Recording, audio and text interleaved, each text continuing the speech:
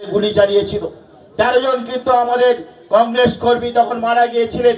সেই 13 জন কর্মীদের সেই শহীদ তর্পণে প্রত্যেক বছর কিন্তু মাননীয় মুখ্যমন্ত্রী মমতা বন্দ্যোপাধ্যায়, আমাদের তৃণমূল কংগ্রেসের সভানেত্রী মমতা বন্দ্যোপাধ্যায় সেই 21শে জুলাইটাকে স্মরণ করে অমর শহীদদের উদ্দেশ্যে শহীদ তর্পণ করা হয়। আমরা জানি ওই 21শে জুলাই সমাবেশে যেমন আমাদের এমএলএ এমপিরা ঠাঁই পায়, প্রত্যেকটা শহীদের পরিবার তাদের কিন্তু ওখানে নিয়ে এসে সম্মানের সঙ্গে মমতা বন্দ্যোপাধ্যায় তারা কিন্তু সম্মান প্রদর্শন করেন। তাদের ভালো মন্দ সমস্ত কিছু 365 দিন তিনি খবর রাখেন। তাদের পরিবারের কিন্তু অনেক সুযোগ সুবিধা তিনি কিন্তু প্রদান করেন। এটাই হচ্ছে আমাদের মা মমতা বন্দ্যোপাধ্যায়। আপনারা দেখেছেন আজকের কেন্দ্রে একটা সরকার আছে, যে সরকারটা সংবিধান মানছে না, যে সরকারটা একের পর এক শুধু খালি বর্ণ বিদ্বেষী সরকার, শুধু খালি ধর্মের সম্প্রদায়ের মধ্যে লড়াই করে তারা শুধু খালি ভোটটা নিতে চায়। একবারও কিন্তু উন্নয়নের কথা নরেন্দ্র মোদীর কথায় আসে না, অমিত শাহের কথা আসে না। তারা শুধু খালি হিন্দু মুসলিম লড়াই করে সনাতনী সনাতনী করে এই কথাটা বলে।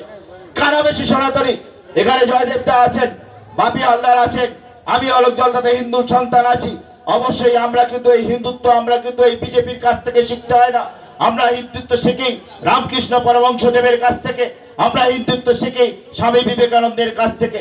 মনে আছে স্বামী বিবেকানন্দ শিকাগো শহরে যখন একটা বক্তব্য দিয়েছিলেন, তারপরে সমস্ত ধর্মগুরু, বিশ্বের যত ধর্মগুরু ছিলেন, সেই ইসলাম থেকে আরম্ভ করে খ্রিস্টীয় সম্প্রদায়ের ধর্মগুরুরা তারা স্বীকার করেছিলেন বিবেকানন্দ যা বলে গেছেন তার বাইরে ধর্মের আর কোনো কথা হতে পারে না।